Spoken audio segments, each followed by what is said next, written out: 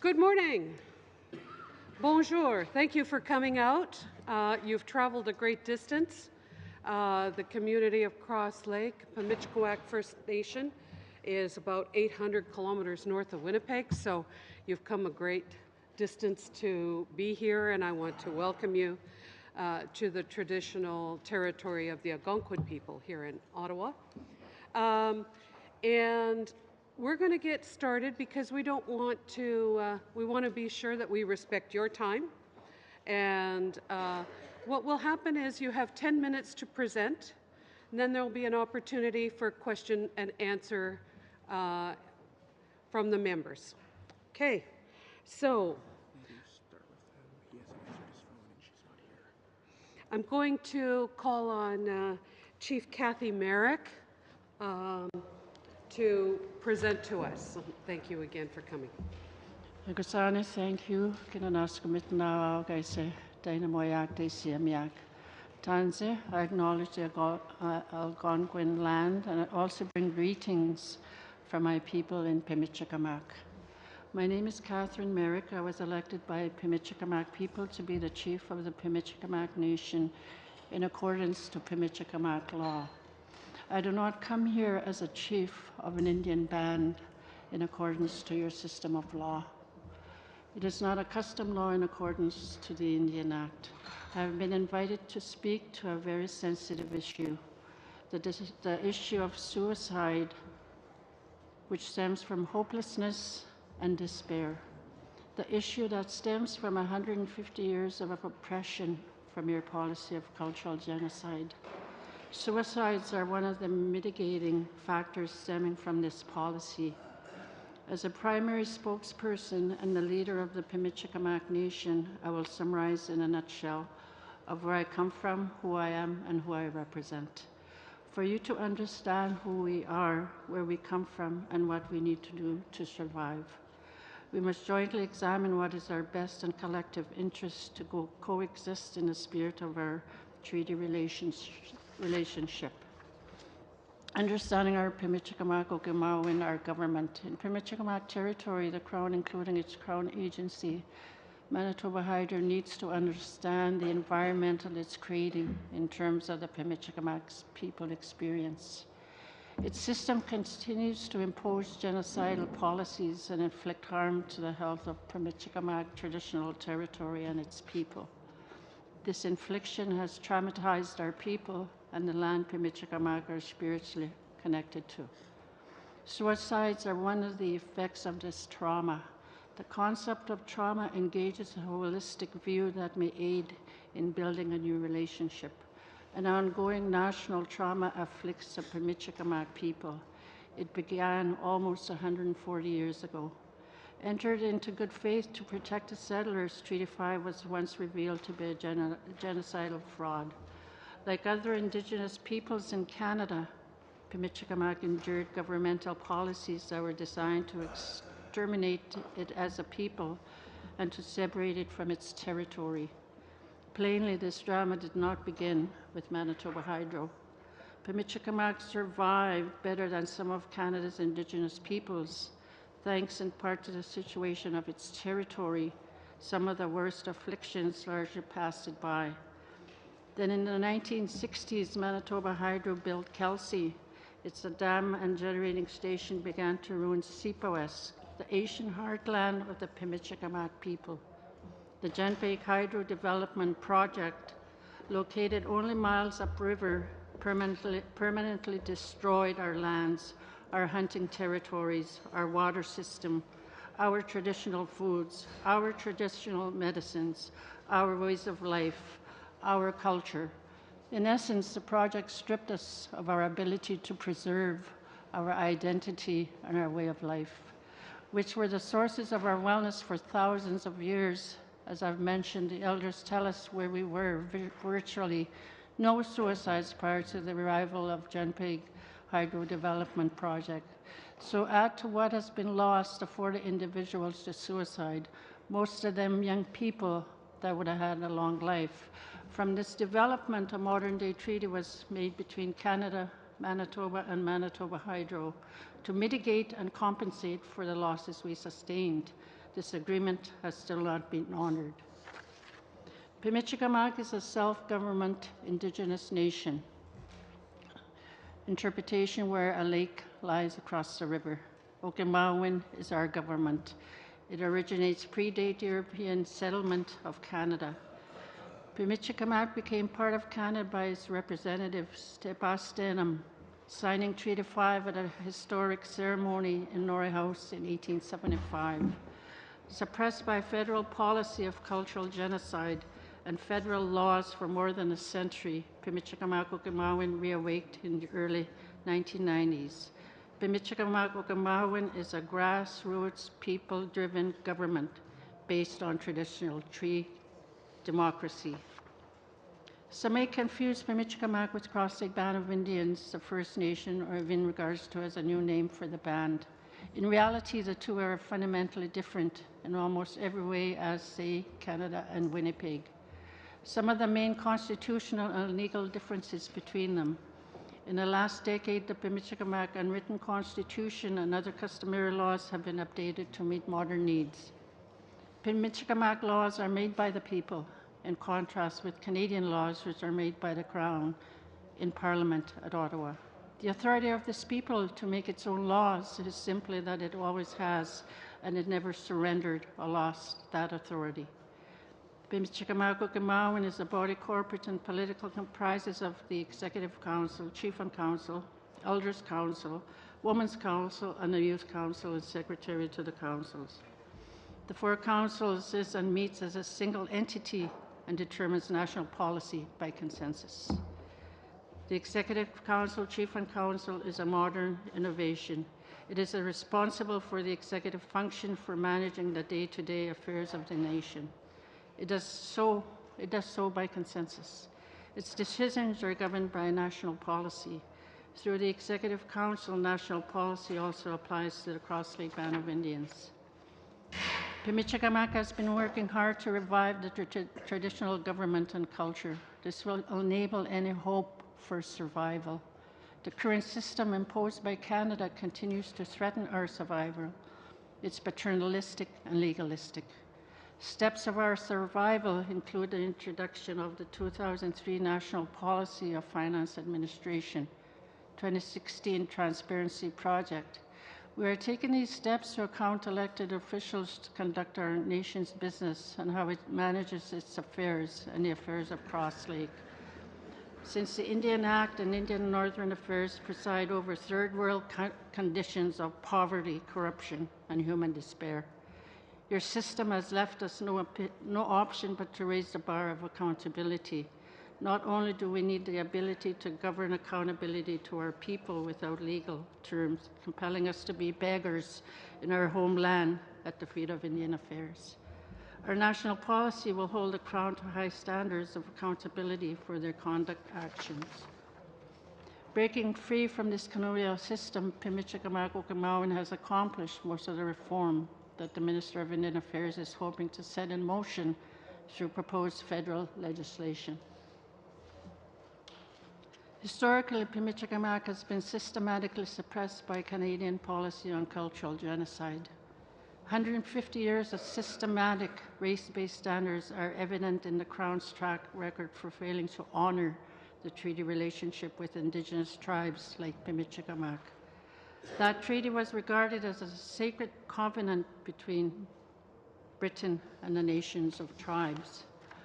After entering into the treaty relationship in 1875 with the Crown and right of Britain, Pimichikamak's ability to govern itself was quickly suppressed with the creation of the State of Canada and the paternalistic Indian Act, which created Indian bands, band memberships, chief and councils of those bands. Whereas Pimichikamak, Cree culture centered on throughout our vast Pimichikamak traditional territory that enabled the ancestors of the Pimichikamak people to adapt, to change, and to survive since time immemorial. It is only known Indigenous nation on record whose territory was recognized by the Surveyors General of Canada in March of 1877. Cross Lake Band is the epicenter of this territory where most of our Pimichikamak people live. They are both citizens and band members. 1 minute. Nikonekasik is the name of our ancestral village referred to as the Canadian Cross Lake, Manitoba. This community of 8,400 people live on Pimichikamak territory. The strategic objective of Pimichikamak is to survive as a people. Survival is a serious challenge in the face of continuing federal efforts to extinguish the nation, environmental and spiritual damage. We have historically suffered from cultural genocide, the intentional destruction of a people as a people distinguished by not necessarily intent to kill or individuals. Again, suicide is one of those key mitigating factors that stem from the cultural genocide.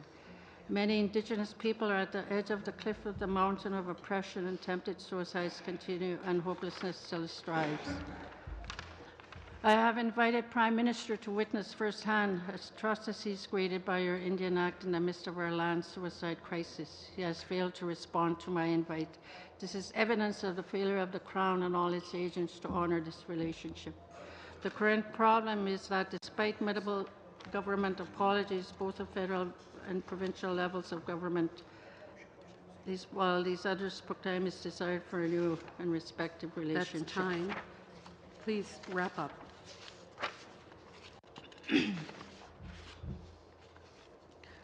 What we need to do in terms of to be able to have our people is to clean up our Pimichikamak territory from economic destruction, to reconnect the spirit of our nation. In land-based activities, cultural and traditional pursuits. Restore governance, improve hydro operation rules, archaeology, forestry venture, wellness center infrastructure and programming, cultural awareness programs to stop identity theft, stop legislating our culture, our language and our way of life and our very lives and health.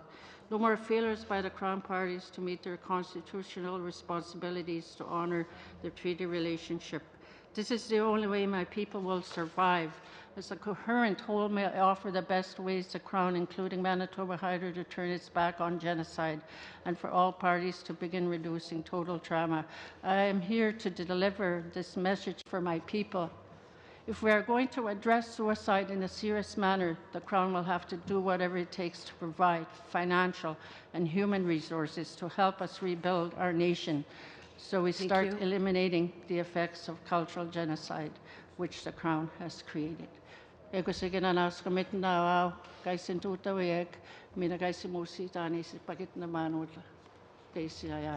Miigwech. Chief Merrick. Thank you very much. Next presenter, you have 10 minutes, and I hope I'm not going to mess up your name too badly. From the Ojibwe, Chief Kathy Kishikweb? Yes. Please, welcome. Thank you for coming. And you have 10 minutes to present to the committee. Okay. Miigwech. Bonjour, I'm Chief Kathy Kishikweb from Ojibwe of Anigaming. In my language, I am Mizea Ashik, Wamanatuk, Standing Brown Buffalo, and Kishkaminsi is my totem. Miigwech, thank you for the opportunity to stand before this committee today to share the story of my community. Ojibwe of Anigaming is one of the 28 Anishinaabe communities in Treaty 3 territory.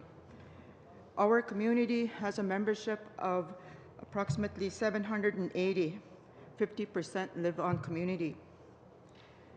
On October 30th, 2014, our community declared a state of emergency on suicide, following the completion of 2 youth suicides and having recently experienced 3 other funerals related to suicide within a span of 6 months.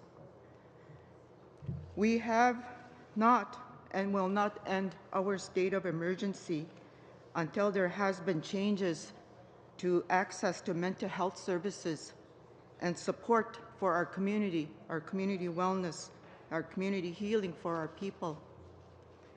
In the following year, the community also lost adult and elders related to self-neglect and self-harm, related to alcoholism and many chronic health conditions. Historically, Over decades, our community has experienced a significant loss due to suicides, self-harm, and violence, including multiple homicides. Our staff continues to respond to suicide ideation, threats, and attempts on a weekly basis.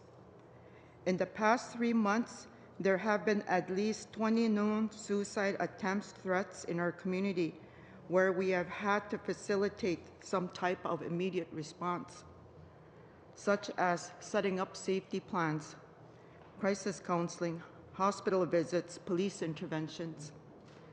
The majority have been youth under 20 years of age. We have identified at least 25 families in our community that could benefit from family counseling and family mediation services.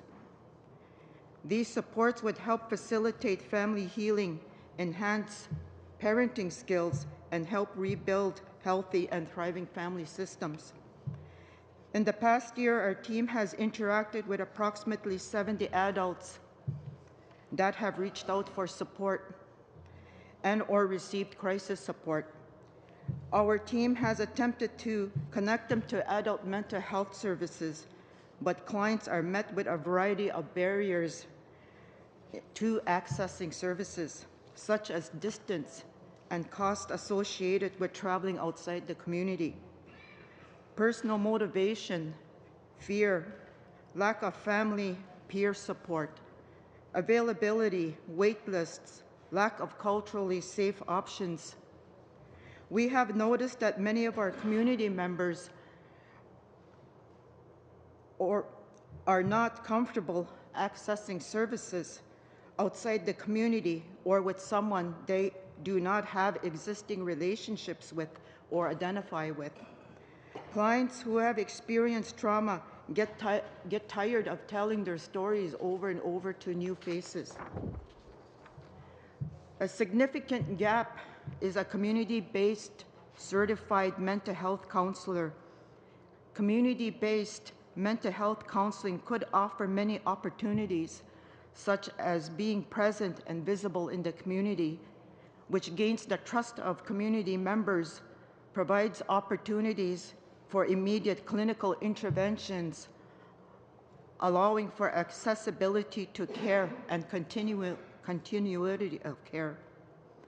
In the past year, over 100 Onigaming children and youth have accessed community-based counselors at least twice.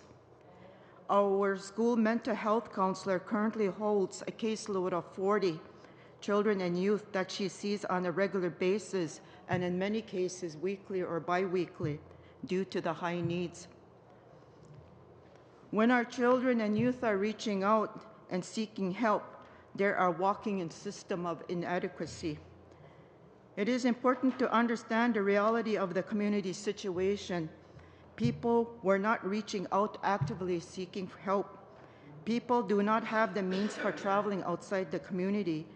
People are using unhealthy coping strategies, such as drugs and alcohol, and are not ready to face their grief, trauma, to begin their personal journey to healing. Our approach has had to be very proactive and creative in order to reach these high needs, such as being available after office hours, dealing with after-hours situations, allowing open door policies, not restricted to appointments. We have created an environment where it is easier for people to reach out for help, but our services are feeling the pressure of the needs, and we need more capacity to respond. A critical part of our approach was a shared management system. In post-crisis, we had a group of 50 on our list. That, as a team, we would do regular check-ins to each of them in home visits and/or through planned activities that targeted these 50 youth. We are working to create an environment that promotes life, where our children, youth, families, and elders know we care, and where suicide is no longer an option. There's only 3 minutes We left. clearly see suicide is a symptom of trauma, unresolved grief and loss, exposure to violence, addictions, disconnection to culture and land, and poor social and environmental conditions existing in our community for decades. Solutions to prevent suicide have to be holistic and multi-pronged. Approaches need to have combinations of clinical, community-based, traditional, and family-based, system-focused solutions. Community-based solutions must focus on not only increasing access to mental health supports, but also look at the social detriments of health, including more resources for prevention, culture, and land-based healing and activities, improve housing conditions and employment opportunities. Over the past 2.5 years, we have been applying a unique, comprehensive, community-based and community-driven approach to preventing suicide and in supporting community wellness and healing. Areas of priority include improved access to mental health services, youth engagement and resiliency, family resiliency, community engagement, connections to culture and health work environments. Our approach with our youth involves a team of staff, including the school mental health counselor, customary care counselor, and crisis coordinator. The team coordinates a shared management system of families of high risk with regular updates and recommendations to Chief and Council. Through the system, we have regular contact with clients. The team works together to target high-risk groups through direct counseling through after-school programming and cultural activities. With an additional capacity of an adult mental health counselor, we would be able to do more, work with parents and support the families in healing. Engaging youth is an instrumental part of the strategic plan. The youth identified 7 key areas. 1, opportunities for recreation. 2, 1 minute. youth employment. 1 minute.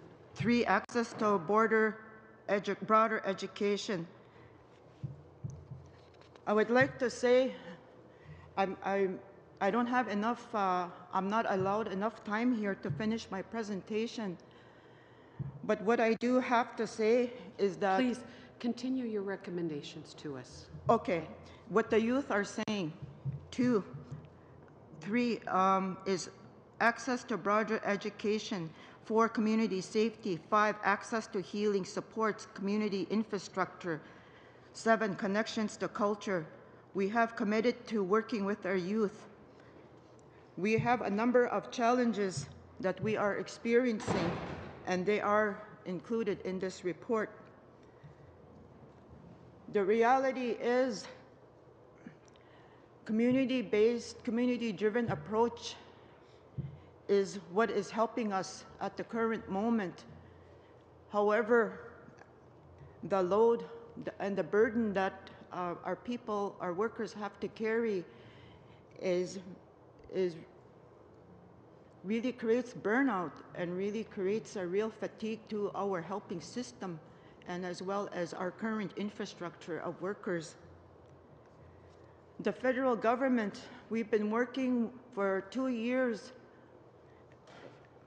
in one of our key priority areas, and that is to facilitate what the youth are asking for. And one of the priority areas is a community multiplex building. We've been working with 2 years with INAN, and for this most recent year, we were told we were eligible for such a building to bring hope to our people, to bring hope to the youth, to bring hope to the community. But as a result, I was just told previously that all fundings for those types of infrastructure no longer exist and are exhausted. So we're back to square one again. And this is very disheartening and very discouraging, not only to myself as a leader of the community and the people that I work with, but federal government cannot and should not walk away They need to be accountable as well and work with us in partnerships. We are open to working in partnerships. Miigwech. I'd like to say miigwech. Thank you, Chief. I appreciate that, and I know that the time is tight, but we will have an opportunity for you to respond to questions from the members of Parliament, and you can elaborate on whatever areas that they ask. So the first question is coming from MP Michael McLeod. Thank you, and thank you for your presentations. I certainly can relate to a lot of what you're saying. I'm from the Northwest Territories, and we've been on the study for some time now on the issue of suicide, and it's still shocking to hear the number of people that are attempting to take their lives, and still shocking to hear the level of despair that's in our communities. I often wonder if it would be in order for us to bring more attention to the issue to collaborate and start putting the numbers out there at a national level. But I'm always advised by people that are professionals or in that field that it may lead to copycat. A lot of people might start to mirror what's happening in some of the communities. But, you know, in Nunavut, and Hunter can attest to it, we've had 28 suicides over the summer. I've had a suicide last weekend in my communities. Labrador has had 8 since November. So the crisis is not slowing down. The crisis is actually escalating. And it's very concerning.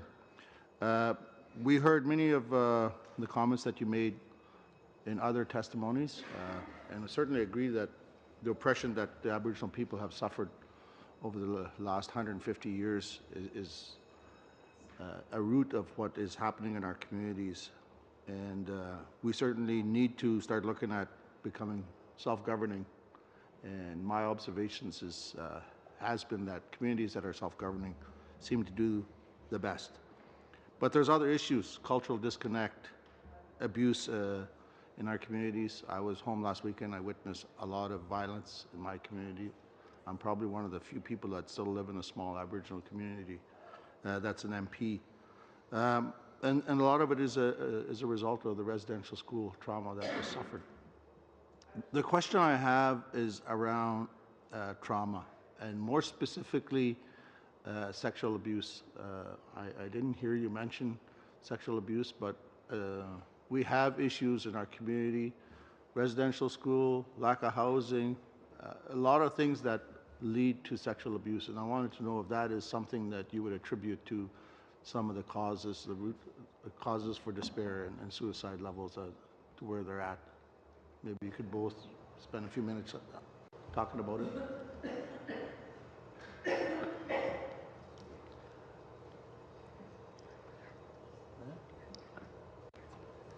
Okay. Chief As a leader in my nation, I want to share with you the hopelessness of my people, because we have, due to lack of housing, we have 3-4 generations of families that live in one house. We have 2-year-olds that are sexually abused in these homes because of the fact that there are 20 people in a home. And people don't want to talk about sexual abuse in our nations because it's something that they're not healed to talk about through the impacts of the residential school.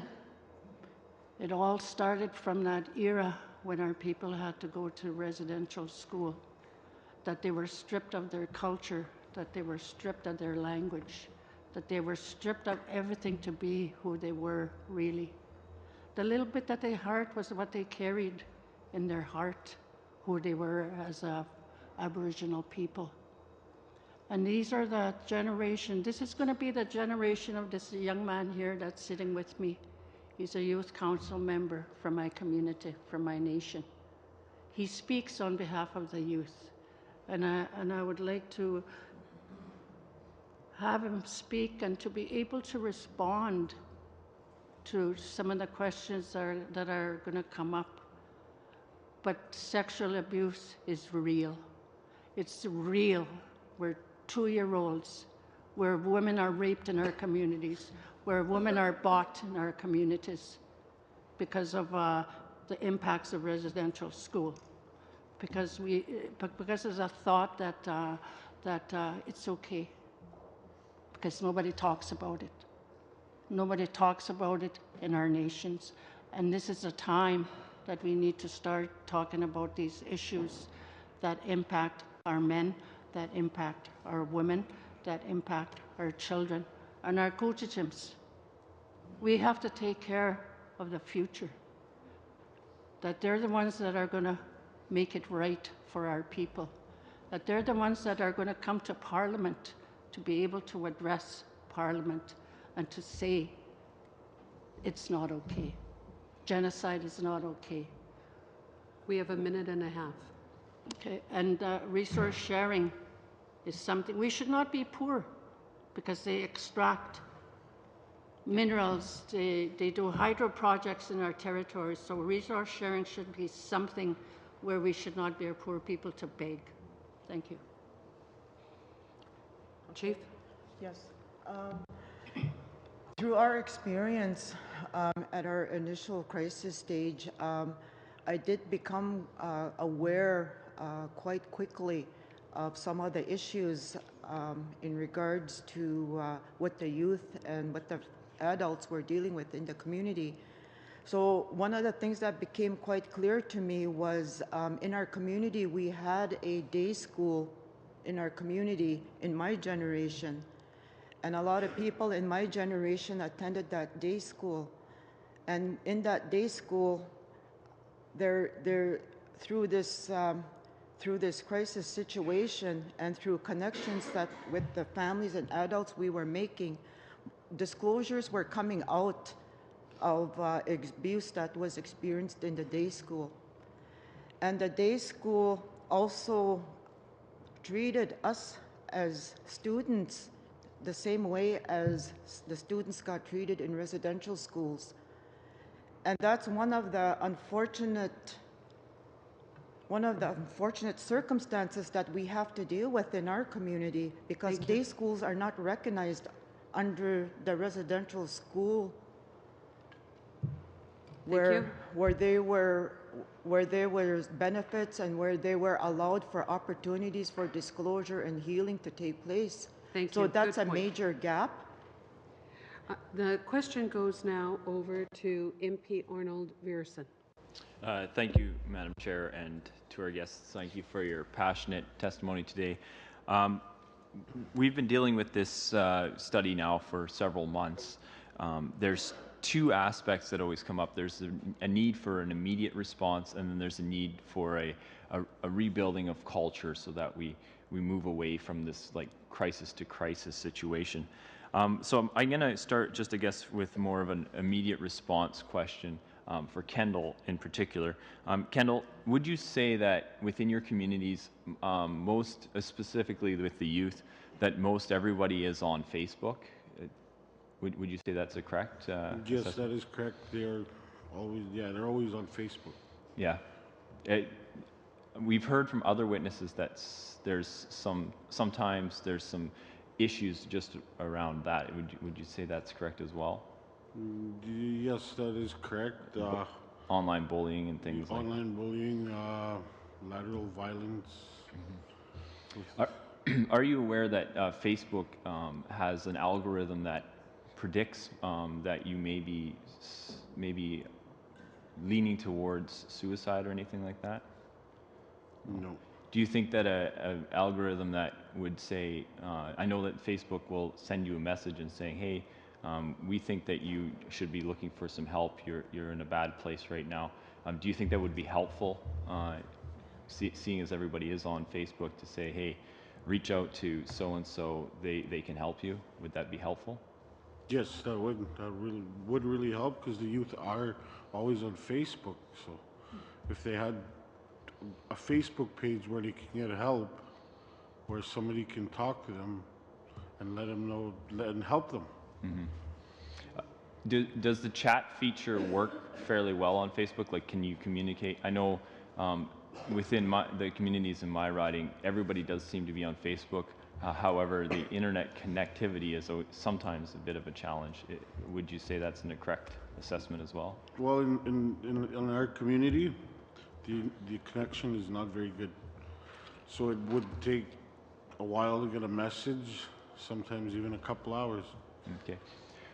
Another witness has talked to us about the lack of addresses on reserves. Is that where you come from? Is that the case? Is like there's no house numbers, there's no street numbers? Is that the case?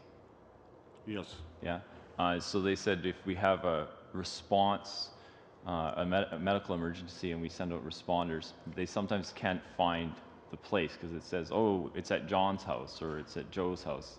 And they say, well, who's John and where's Joe's house, kind of thing. Is that the case on your experience as well?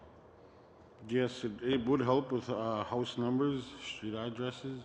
That way, yeah, we know where the victim or know where they're at. But you can't find them because there's not a physical Yes. location, for sure. Moving on to more of the renewing culture, I guess I'm going to use that term.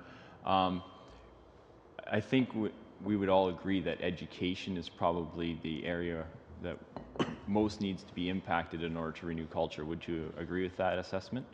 Yes, I would. Yeah. The Wikipedia talks about, I know Wikipedia is the end-all and be-all source for everything, but they talk about how education is the passing on of knowledge, values, system of living, these kinds of things. Would you agree with that kind of definition? Well, for that, I wouldn't agree because the curriculum that was given for Aboriginal people, for Aboriginal schools, I think it's a curriculum that is to lead them to fail. Mm-hmm. So we need our own curriculum in our own education in Aboriginal communities. So we all agree around this table that the residential schools was a complete failure on the state part of the state, and for me, the number one issue that comes with that is the complete disrespect for the state for the role of the parent in education. Would you agree with that? Yes. Yeah. So would you say that parents should be the number one educators of their children? Yes, they should. So we should definitely put education back in control of the parents. Yes. So, running out of, I guess I'll ask some of the other witnesses as well. The role of parents in education. If you want to speak to that a little bit, that would be much appreciated. I guess I can go. I know as part of my report here, there's a big emphasis of that there is a gap for support and services for adults. And as I had mentioned earlier, a lot of adults in my generation had encountered either physical, emotional, psychological, or sexual abuse in our day school.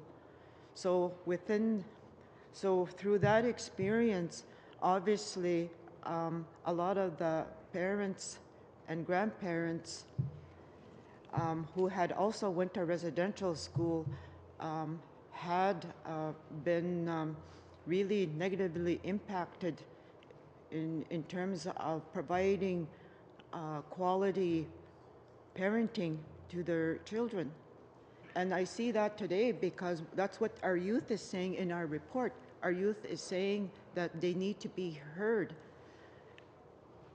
It's not just mere words. If you really look behind and dig deeper, what they're saying is they want to communicate. They want to build relationships.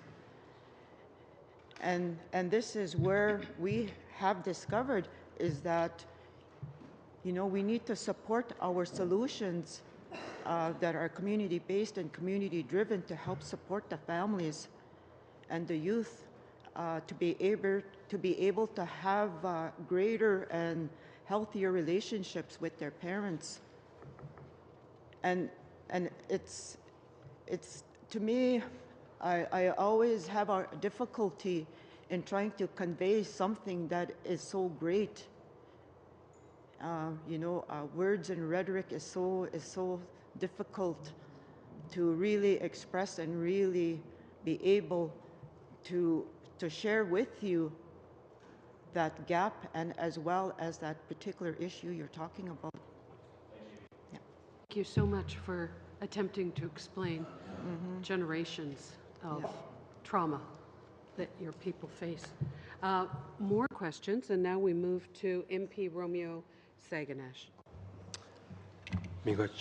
Madam Chair, Nistam did not, since coming not about Stuxnia with a bit the bad muyak, can scumia get it bit him he achnia. Migos Max did not, so I don't know. So, first of all, a quick question to, well, I don't know if it's going to be a quick answer, but quick question to Kendall here.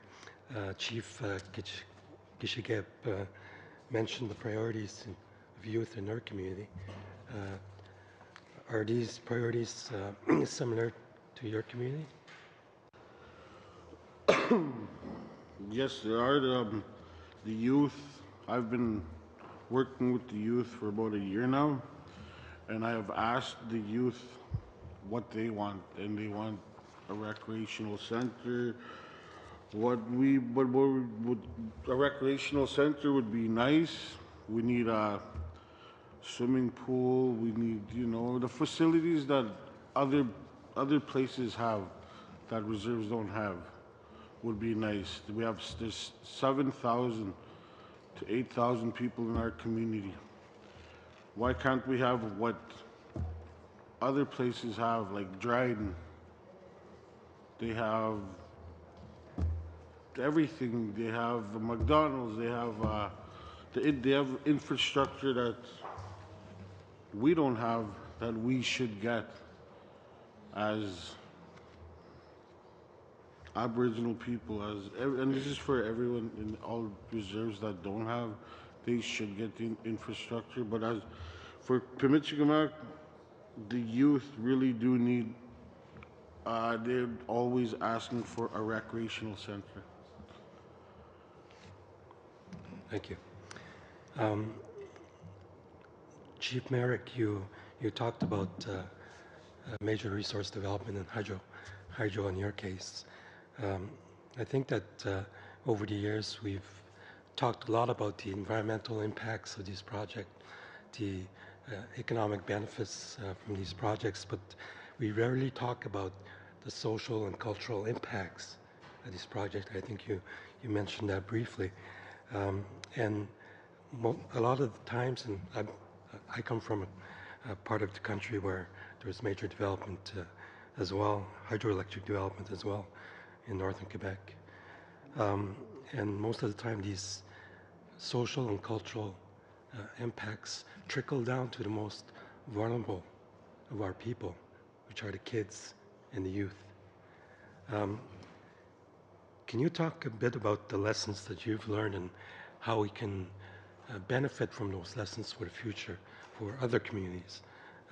I was recently back in my community and went to the lake where I was born. I was born on the land, and I know a lot of non-Indigenous cannot necessarily relate to how I relate to my territory, how I relate to that lake, and how my parents related to that place, and my grandparents, and for thousands of years. So there are mental impacts of when you destroy part of the territory. Can you speak a bit about that, the lessons that your community have learned from major development and how that experience can help us in the future? Thank you for that question. With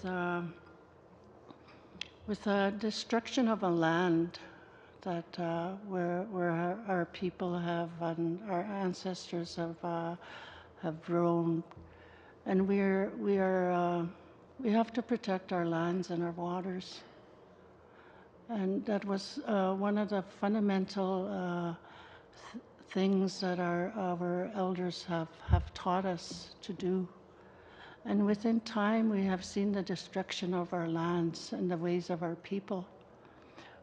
To this day, we barely have any trappers that went out on the land, that went to be able to sustain for their families, to be able to provide for their families through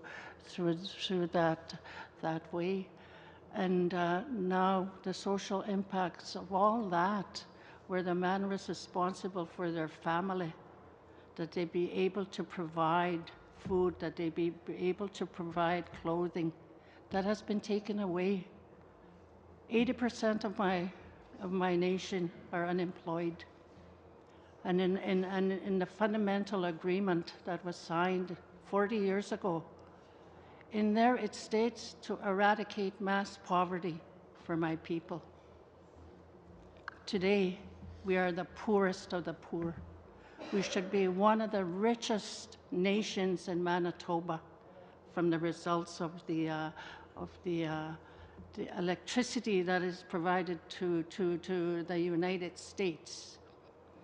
And we should not be poor. Our people should be very proud of who they are as Aboriginal people.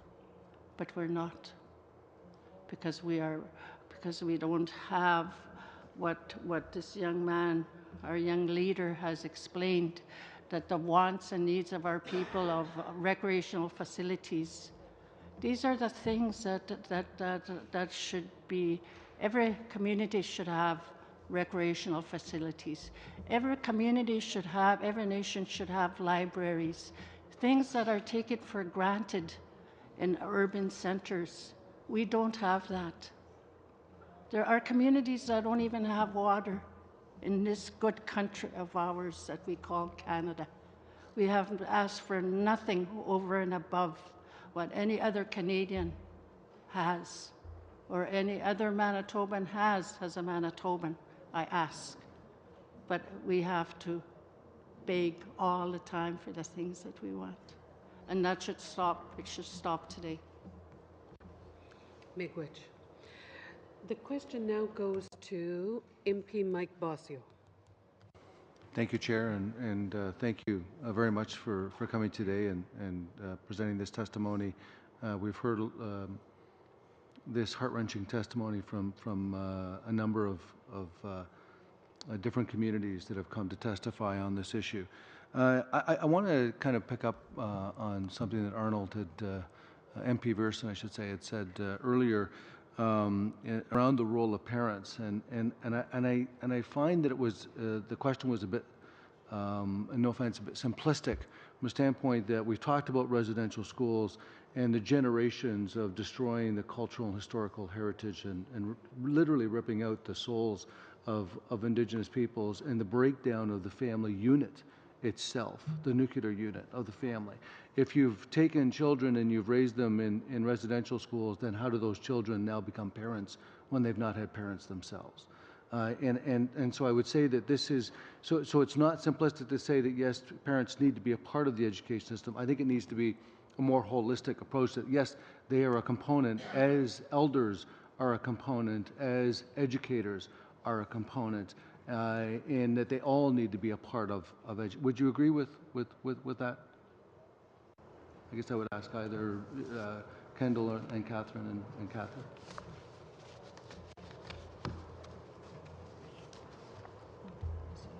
Yes, I agree with that.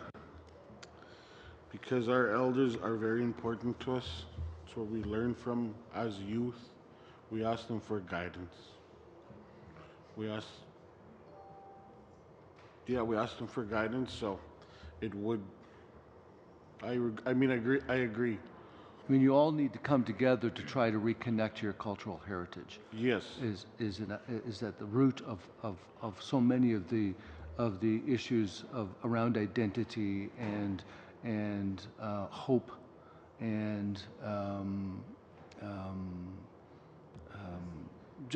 just an integral part of who and what you are. If you don't know who you are or what you were, how do you become what you need to be?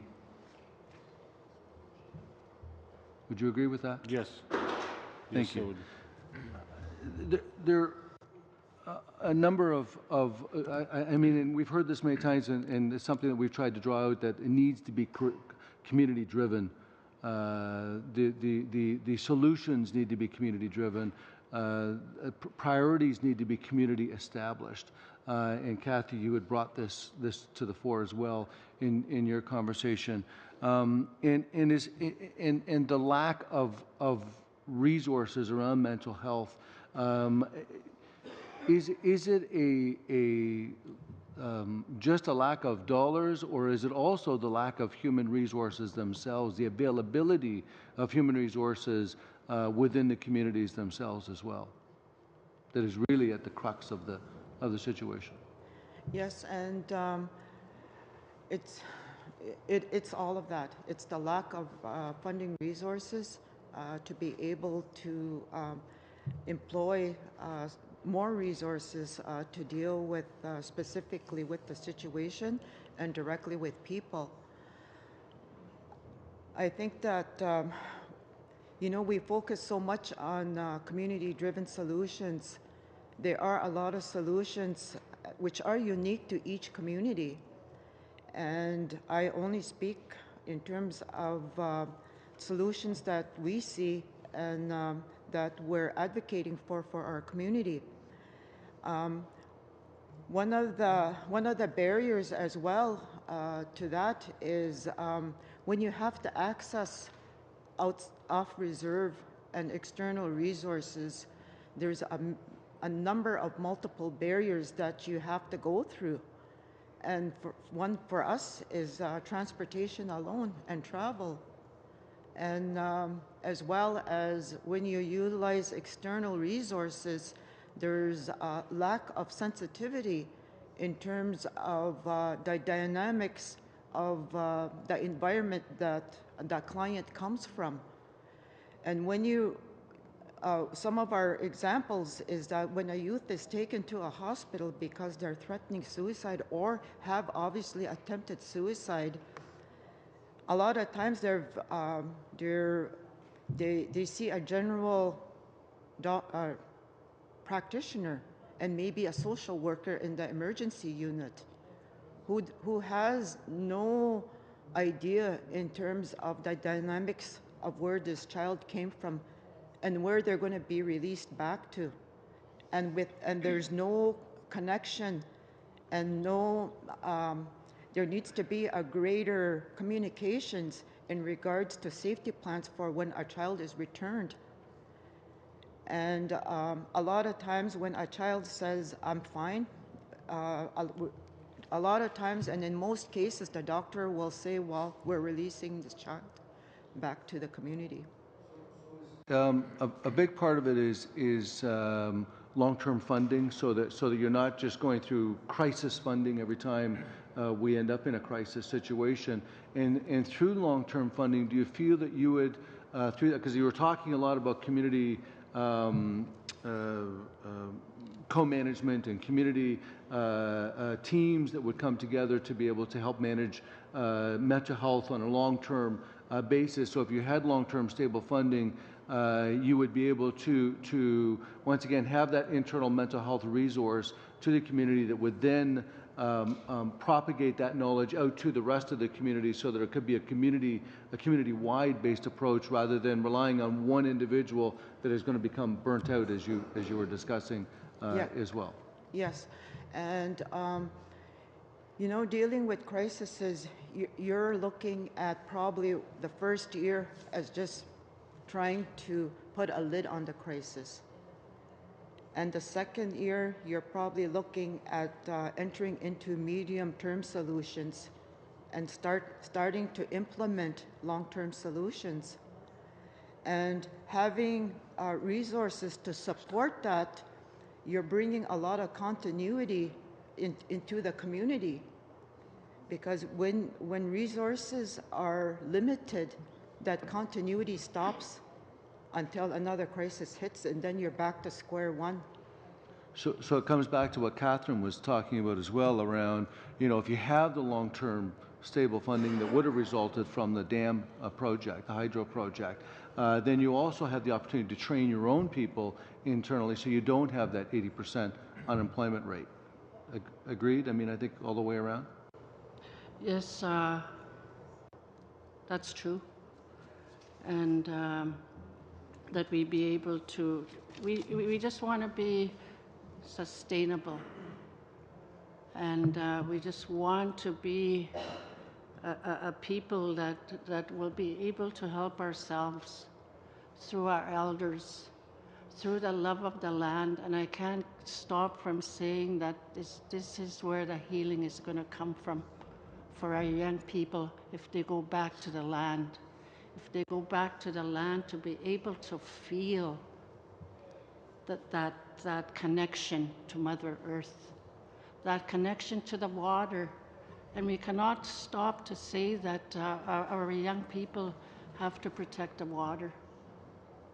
Water is, we all know around this table here, sustains us of who we are. And we have to be very protective of that, and that we have to be very, very instrumental in how our children can go back to the land, live off the land, learn off the land. These are fundamental things that we need to do for our young people. Miigwech. We are at the end of the first round of questions, but we have a representative from the Youth Council who has a short presentation. He's holding an eagle feather. He was hoping to be able to present. We ran out of time. I'm wondering if the committee would feel open to allowing him to present his words onto the record. Are we good with that? All right. Thank you. I'm going to turn it over to Kendall. You have something to say, and I'll give you an opportunity to go ahead. Okay, thank you. Good morning, members of the panel, Mr. Chair, ladies and gentlemen. My name is Kendall Robinson. I am a member of Pimichikamak Cree Nation. I work and reside in Cross Lake, Manitoba. If it's okay with the panel, I would like to explain why I'm holding this eagle feather. Today, at this gathering, this is an eagle feather that the late Elijah Harper, formerly a member of Parliament, gave to my late grandfather, Etienne Robinson, when he was chief of our nation some years ago. I hold it to honor the memory of the youth that have fallen at their hands in recent times across the nation, including the youth we lost in our own community. We are speaking for them today. I am thinking of them today. I am thinking of their families, and I am thinking of their communities. I am a member of the Youth Council of the four traditional councils of Pimichikamak. During the afternoon, I work as an educational assistant at the middle years school. In the evenings, I organize recreational activities for the youth as a youth activities coordinator. As a member of the Youth Council, I also assist with youth activities in the community. In my spare time, I am a wrestling coach for Team Manitoba and also for our local high school. Team Manitoba will be competing in Toronto in July in the North American Indigenous Games, which our youth are all excited to attend. I graduated from the Cross Lake Cadet program some years ago. I am pleased to appear today along with our chief, Miss Merrick, and also Lisa Clark, as a witness and and presenter to this important panel that is studying on ways to prevent suicide in our Indigenous communities. As you may have heard from our chief, our nation declared a state of emergency last winter after facing a rash of suicides. I